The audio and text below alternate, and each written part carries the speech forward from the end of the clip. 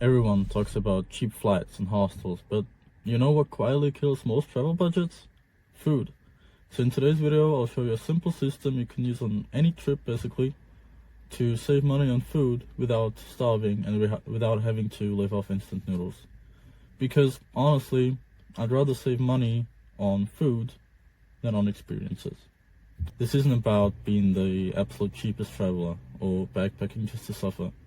It's just about the simple concept of you're in your, let's say, 20s, and you've got a tight budget, then in my opinion, it's going to be a lot more worth it to save money on things that you won't actually really remember, so that you have more to spend on actual new memories, new experiences, stuff that you do, in fact, remember afterwards.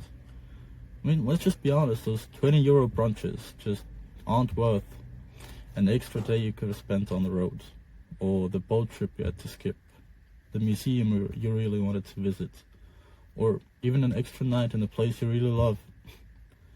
That's why in today's video I'll walk you through how you could or should think about food on travel, a couple apps you can use, and 3 easy, simple to follow rules that can help you to cut your cost. In a lot of cities now, restaurants, bakeries, supermarkets even started listing their leftover food and portions on special apps. So instead of throwing it away, they just sell it for way cheaper than it usually is.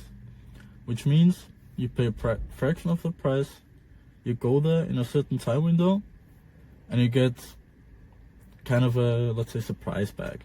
Sometimes it's great, sometimes it's just okay, but overall, most of the time you're gonna get more value than what you pay for.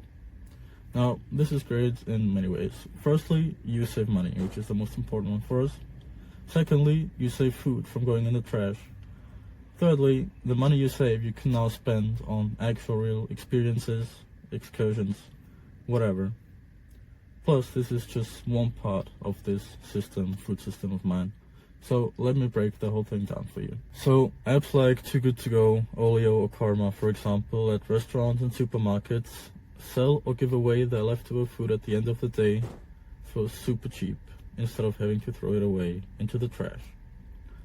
Rule number 1 is gonna be, if there's a leftover food app in the city you're visiting, try to use it, for example, at least once a day. This is gonna work best most of the times either for breakfast or for dinner. It might be bakeries at the end of their shift, it might be restaurants that have leftover portions, or it might also be hotels, like bed and breakfast hotels, that have leftover food from their breakfast offering. Instead of paying full price for the meals, you're gonna be paying approximately a third, which already takes out a huge chunk of your food travel budget. Now, is it always gonna be a dream meal? Probably not. But we're not traveling for perfect food pictures, we're traveling for experiences, right? Now to rule number 2. Always buy your snacks and your water from the supermarket. Now, buying stuff like beverages and snacks at cafés, at kiosks, or near tourist attractions is one of those things that basically destroys your budget quietly and almost invisibly without you noticing it. Therefore, let's say for example once a day, go to the supermarket, buy any beverage you want, buy any snacks you want, nuts, chocolate, whatever fits you, and that's it. See it this way, you go on a 1-week trip. All those small impulse purchases can easily add up to 30, 40, 50 euros that you could have spent easily on something else, on some new memories, on some excursion.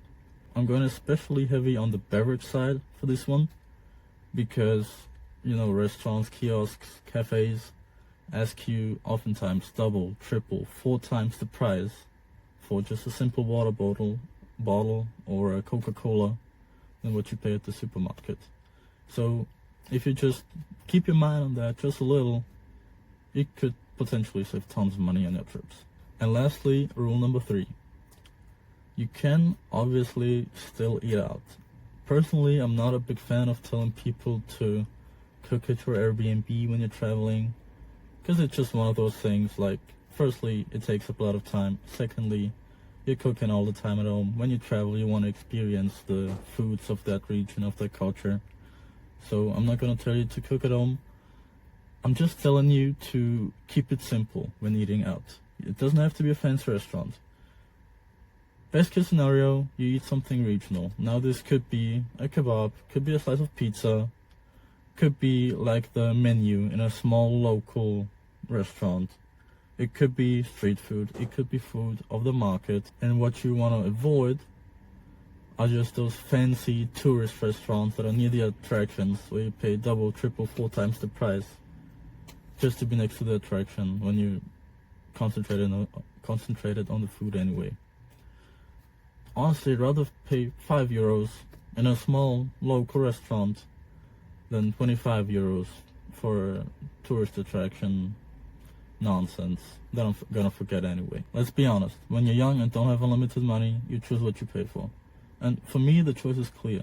I'd rather eat slightly less glamorous meals and have an extra day that I can spend on the road rather than splurging way too much to get some nice Instagram photos. I mean, that's what this channel's about, to make travel more affordable, to just get the most out of your experiences and to stop overpaying for stuff that doesn't actually matter. I'm curious, what part of travel quietly destroys your budget? Is it food? Is it nights out? Is it transport? Is it accommodations? Or is it something completely different? Let me know in the comments and I might make an extra video about it before I leave for my South Europe trip. And if you want to see this cheap food system in action, follow along.